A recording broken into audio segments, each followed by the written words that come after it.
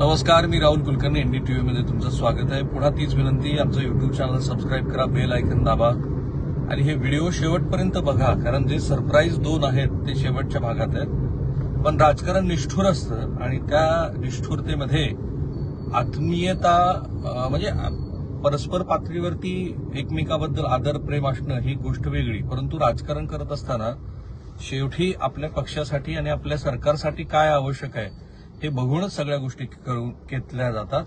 आणि त्यातनंच आता असं घडताना दिसतं आहे की ज्या एकनाथ शिंदे यांना पूर्ण विश्वास आहे की आपल्या नेतृत्वामध्ये आपण केलेल्या 2.5 वर्षाच्या उत्कृष्ट कामगिरीमुळं हे सरकार बहुमतानं आलं. आपण अगदी रात्री अपरात्री कितीही वेळ सरकारसाठी काम करत राहिलो. एक गाव घर असा घटक मानला आणि शासकीय यंत्रणेला सुद्धा आपण वेगळ्या पद्धतीनं कार्यक्षम बनवलं. लाडकी बहीण योजना वगैरे आहेच. तर अशा एकनाथ शिंदे यांना पुन्हा मुख्यमंत्री पद तर काही मिळालं नाही, मिळणार नाही. आता मुंबईच्या दिशेनं आपला प्रवास सुरू आहे, कारण आज भाजपचा विधिमंडळ पक्षनेता निवडला जाणार आहे. त्यामुळे हे स्पष्ट झालेलंच आहे की एकनाथ शिंदे यांना काही मुख्यमंत्रीपद मिळणार नाहीये. पण त्यांना जे हवं असलेलं मंत्रिपद आहे, ज्या मंत्रिपदाबद्दल ते आता स्पष्टीकरण त्यांच्या पक्षाच्या वतीनं दिलं जात आहे की असं काही नव्हतंच मुळामध्ये आणि आमची अशी कुठल्याही मंत्रिपदाबद्दलची आग्रही मागणी नव्हती, विच इज ऍब्सोल्युटली रॉंग.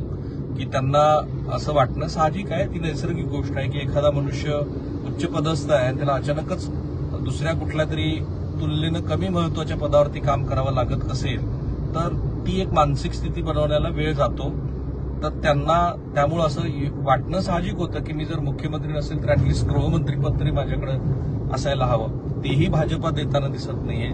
पहिली 3 महत्वाची खाती कुठली असतात तर पहिलं असतं ऑब्व्हियसली मुख्यमंत्रीपद, जे त्यांना मिळत नाही. त्या खालोखाल असतं गृहमंत्रीपद, त्याच्यानंतर येतं अर्थ, मग नंतर येतं महसूल वगैरे. तर यातल्या 3ही खात्याला एकनाथ शिंदे यांना किंवा त्यांच्या पक्षाला फारसा आता श्रेय राहिलेलं नाही. हे हळूहळू स्पष्ट होत चाललंय. पण श्री एकनाथ शिंदे यांच्या हातातनं आणखीन काय काढून घेतले असं जर आता दिसतंय तर ते म्हणजे त्यांचे मंत्री कोण असावेत हेही आता भाजप ठरवणार आहे.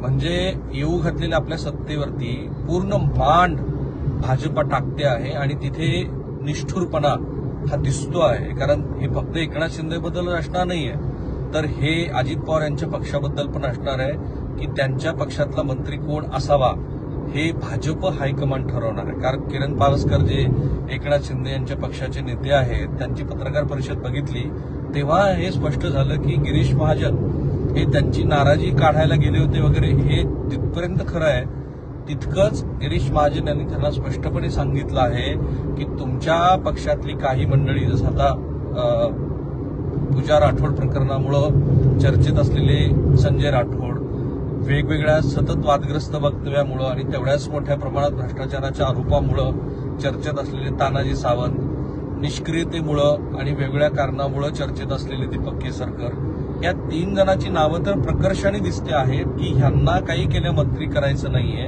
असं भाजप हायकमांडने ठरवलंय. आणि त्याच पत्रकार परिषदेमध्ये किरण पावसकर यांनी जे सांगितलं त्याप्रमाणे कोण मंत्री असावेत ह्याबद्दल भाजप हायकमांडनं त्यांचं मत विचारात घेतलं होतं आणि त्यांचं रिपोर्ट कार्ड मागवून घेतलं. त्यांचं वैयक्तिक चारित्र्य काय आहे त्याची विचारणा केली.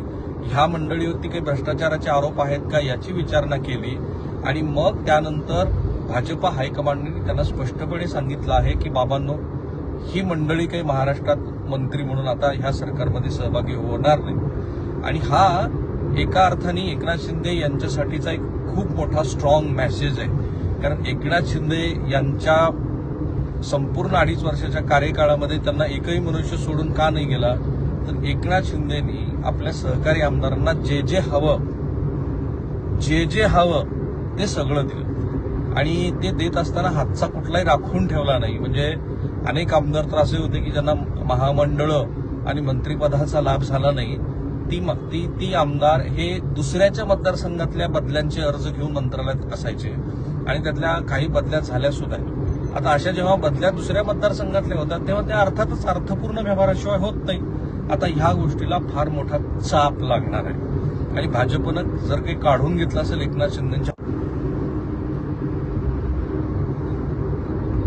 आता हाच निकष जर एकनाथ शिंदे यांच्या बरोबरच श्री अजित पवार यांच्यासाठी लावला तर आणखीनच मोठी गोची होईल. कारण मग श्री छगन भुजबळ यांचं काय करायचं, किंवा राष्ट्रवादी काँग्रेसमधल्या आमदार मंत्र्यांच्या बद्दल जे काही वेळोवेळी आरोप झालेले आहेत त्याचं काय करायचं असा मोठा प्रश्न उपस्थित होईल. आणि ती सुद्धा चर्चा येत्या काही दिवसामध्ये होताना तुम्हाला दिसेल की अजित पवार यांच्या गटातल्या कोणत्या व्यक्तीला मंत्री करावं ह्याबद्दल शेवटी भाजपनंच कॉल घेतला.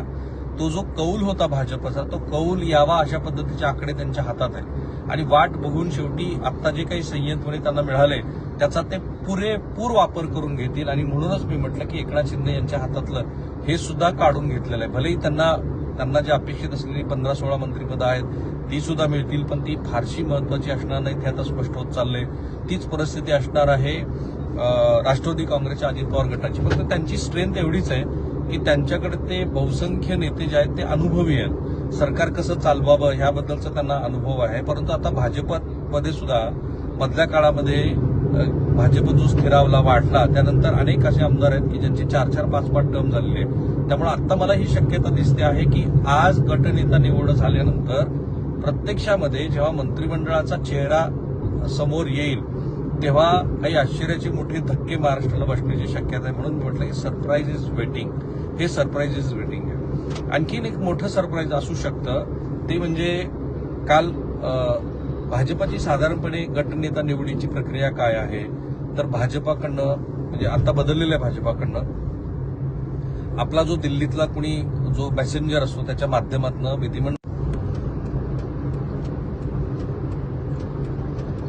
विधिमंडळाच्या बैठकीमध्ये ते नाव पक्षाकडनं सांगितलं जातं आणि त्याच्यावरती मग कुणीतरी अनुमोदन देतं आणि त्याच्यावरती मग निवड प्रक्रिया पार पाडली जाते. म्हणजे असं होत नाही की आमदारांची मतं काय हे जाणून घेणं ती सांगण्याची गोष्ट आहे.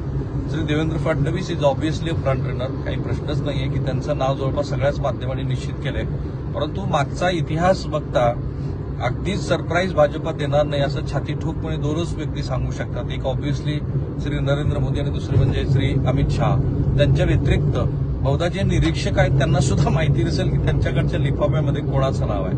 So surprise is also can be, आपण म्हणू शकतो की तिथे पण ती एक शक्यता पण ती फार अर्थात कमी आहे.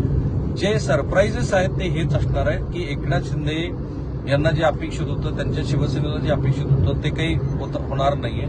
दुसरं सरप्राईज असणार आहे ते भाजपामध्ये जे मंत्री म्हणून सहभागी होणार आहेत, जे अजित पवार यांच्याकडनं मंत्री म्हणून सहभागी होणार आहेत त्यांची ही नावं ही वेगळी असण्याची शक्यता आहे. जो बॅलन्स भाजपा सतत करत आलेली आहे की तरुण सतत म्हणजे आज राष्ट्रीय पातळीवरती पण बघा आणि राज्य पातळीवरती महाराष्ट्र अपवाद आहे, पण भाजपनं कायम सेकंड लिडरशिप तयार केलेली आहे.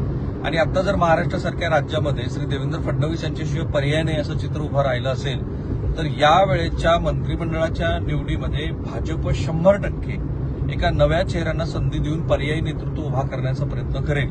कारण देवेंद्र फडणवीस यांचं जर इलेव्हेशन केंद्रामध्ये झालं 2029 नंतर केंद्रीय पातळीवरचे संदर्भ सगळे बदलणार आहेत, तर अशा वेळेला देवेंद्र फडणवीस यांना पर्याय म्हणण्यापेक्षा महाराष्ट्र भाजपमध्ये एक पर्यायी नेतृत्व उभं राहणं गरजेचं आहे हे आता हायकमांडच्या लक्षात आलंय. त्यामुळं मुख्यमंत्री पदाच्या निवडीपासून म्हणजे गटनेत्याच्या निवडीपासून ते मंत्र्यांच्या निवडीपर्यंत सरप्राईजेस ऑफ सरप्राईजेस हे यावेळेला येऊ शकतात. आणि बहुतांश वेळेला आपले अंदाज चुकलेले नाहीयेत. आठवून बघा गेल्या 8 दिवसामध्ये मी सतत सांगितलं की ह्या लॉबिंगला काही अर्थ नाहीये, एकनाथ शिंदे यांच्या नाराज होण्यालाही काही अर्थ नाहीये, जे मुख्यमंत्री पदासाठी लॉबिंग करतात त्यालाही काही अर्थ नाहीये. आणि ज्यांना असं वाटतं की आपला ह्या सरकारमध्ये काहीतरी से राहणार आहे त्यांनाही काही अर्थ नाही, कारण हा बदललेला भाजप आहे आणि तो अधिकात अधिक दर निवडणुकी गणित अधोरेखित होत चाललेला भाजप आहे. सो थांबूया आपण इथे. आज आपली दिवसभर एनडीटीव्हीवरती तुम्हाला विधिमंडळातल्या गटनेत्याच्या निवडीबरोबरच वेगवेगळ्या पद्धतीच्या राजकीय घडामोडीचं विश्लेषण पाहता येईल. म्हणून पुन्हा एकदा विनंती आहे, आमचं युट्यूब चॅनल सबस्क्राईब करा, बेल आयकॉन दाबा आणि हे व्हिडिओ अधिकात अधिक लोकांपर्यंत जातील असं पहा. आता ज्यांची मी नावं घेतली ती नावं ऑब्व्हियसली माध्यमामध्ये छापून आलेली आहेत, पण त्याशिवाय सुद्धा अनेक असे धक्के बसू शकतात की जे एकनाथ शिंदे यांच्यासाठी सरप्राईज असेल. कारण एकनाथ शिंदे यांनी त्यांना ज्या पद्धतीनं वाटतंय की आपण उत्तम पद्धतीचा कारभार केला आणि ते मॅन्डेट लोकांनी दिलेलंच आहे, पण त्यांच्या कार्यकाळामध्ये गेल्या 2.5 वर्षामध्ये ज्या पद्धतीनं सरकार चाललं आहे त्यातनं प्रशासकीय व्यवस्थेमध्ये सुद्धा एक प्रकारची एक प्रकारचं आपण असं म्हणू की अस्ताव्यस्तपणा होता. काही मंत्र्यांचा परफॉर्मन्स फार उत्तम होता, पण एकनाथ शिंदे यांच्या गटातल्या अनेक मंत्र्यांच्या कारभाराबद्दल असं म्हणणं हे फार धाडसाचं ठरेल. सो थांबूया आपण इथे. जी विनंती मी केली आहे त्याप्रमाणे, आणि या व्हिडिओच्या कमेंट बॉक्समध्ये तुमच्या ज्या स्वतःच्या कमेंट्स आहेत त्या जरूर पोस्ट करा, कारण आम्ही त्या पाहत असतो आणि त्या पाहून त्यावर योग्य त्या पद्धतीचं विश्लेषण करण्याचा प्रयत्न करत असतो. थांबूया.